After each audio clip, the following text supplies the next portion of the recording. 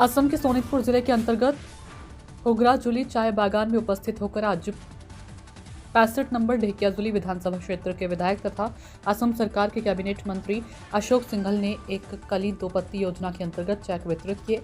उल्लेखनीय है कि चाय श्रमिकों को लाभान्वित करने के उद्देश्य से असम सरकार ने एक कली दो पत्ती नामक विशेष योजना तैयार की है। इस योजना के अंतर्गत आज हुगराजुली चाय बागान के श्रमिकों के बीच औपचारिक रूप से चेक प्रदान किए गए।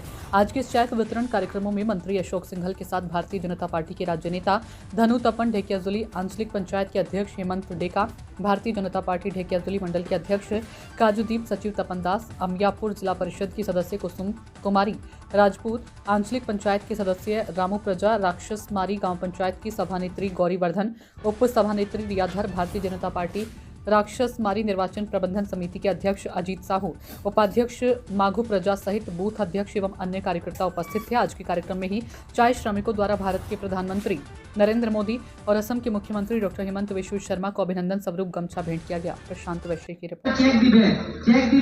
আজি সমগ্ৰ অসমৰ বাগানে বাগানে এটি কলি দুটি পাত এই আঁচনি চেক বিতৰণ কাৰ্যসূচী চলি আছে। আৰু বাগানবোৰত মই এটাই কথা শুনি আছোঁ এইবাৰ যে কংগ্ৰেছ ভাগাও বাগান বাচাও, বাগানৰ শ্ৰমিকে সিদ্ধান্ত লৈছে, কংগ্ৰেছক কোনো স্থান নাই। সেইকাৰণে কংগ্ৰেছ ভাগাও বাগান বাচাও এই অভিযান বাগানবোৰত চলি আছে।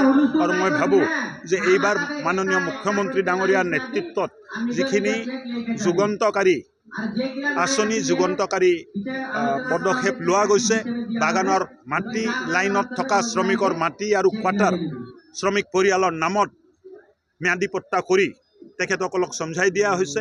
200 বছৰৰ ইতিহাসত আজি চাহ শ্ৰমিকে নিজৰ এক টুকুৰা মাটি আৰু ঘৰ আছে বুলি ক'ব পৰা অৱস্থাত মুখ্যমন্ত্ৰী হিমন্ত বিশ্ব শৰ্মাৰ কাৰণে পাইছে। আৰু মই ভাবোঁ যে এইবাৰ বাগানত হিয়া উজাৰি ভাৰতীয় জনতা পাৰ্টিৰ সপক্ষে ভোটদান। আৰু স্যাৰ দেখা গৈছে ঢেকিয়াজুলি সমষ্টিত কেইবাটাও দলে এতিয়া যুঁজ বন্ধন কৰি আছে আপোনাৰ বিৰুদ্ধে যুঁজ দিবলৈ, কি ক'ব এই ক্ষেত্ৰত? মানে যিমান দল আছে চব গঠবন্ধন কৰক, মোৰ কোনো আপত্তি নাই। ৰাইজ আমাৰ লগত আছে আৰু ৰাইজে আমাৰ শক্তি। ৰাইজৰ আশীৰ্বাদতে এইবাৰ 1 লাখ ভোটৰ ব্যৱধানত ঢেকিয়াজুলি সমষ্টিৰ পৰা ভাৰতীয় জনতা পাৰ্টি জয় হ'ব।